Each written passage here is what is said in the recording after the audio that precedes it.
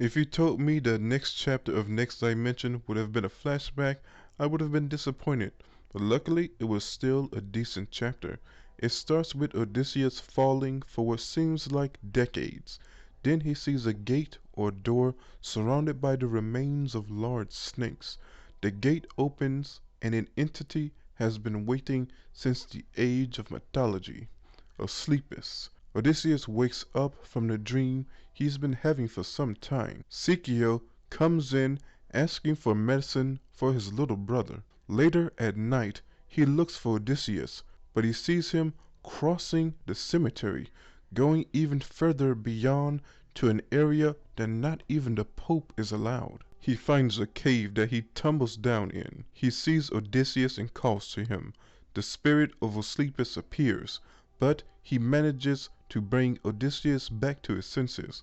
Odysseus says the well is the pit of Tartarus, a pit to the underworld that is said since the age of mythology Athena toppled Asclepius.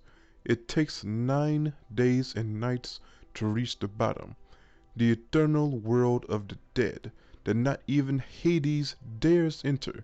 Asclepius is one day going to use his body to take revenge on Athena. Back to the current time, Odysseus wakes up beyond the 4 gates of Buddha between Virgo and Libra. Odysseus blames Seiya, who even not awake in the house of Virgo, was still playing with him at the last moment. Since the age of mythology, Asclepius has been waiting for his revenge on Athena. The hour is slightly approaching.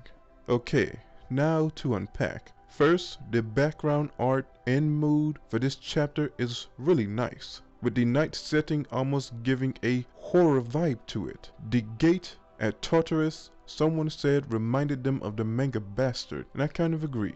I think this is our first mention of Tartarus in the classic, unless I missed in the Hades, and our first look at it altogether. And it's basically a void of darkness that houses titans and structures, not too far from how it's shown in Saint Seiya Episode G.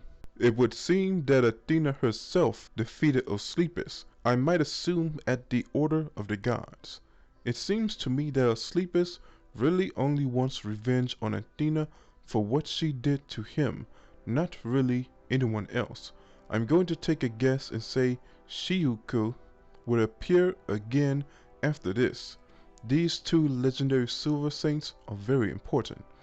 Also, I caught the names of those poor fallen bronze saints. There's a Johnny, a Richard, a Jose, and a Jose.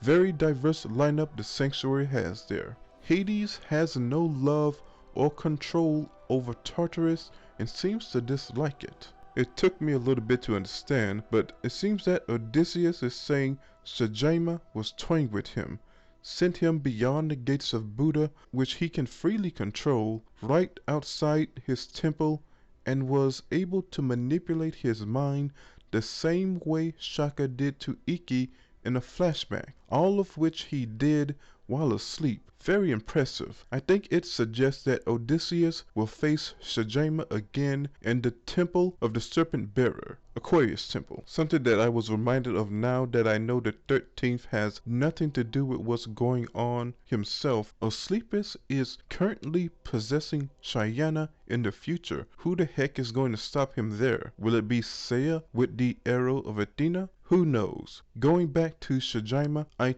think with a mention of him and Aquarius Temple, that will be what this batch will end on. Odysseus is going through the Libra, Scorpio, Sagittarius, and Capricorn Temple this season.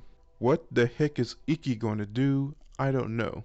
Anyway, next chapter is going to be called Evil Armor. Will Seiya be wearing it? I don't know, but I'm looking forward to it. Tell me your thoughts and please remember to like, sub, and hit the bell.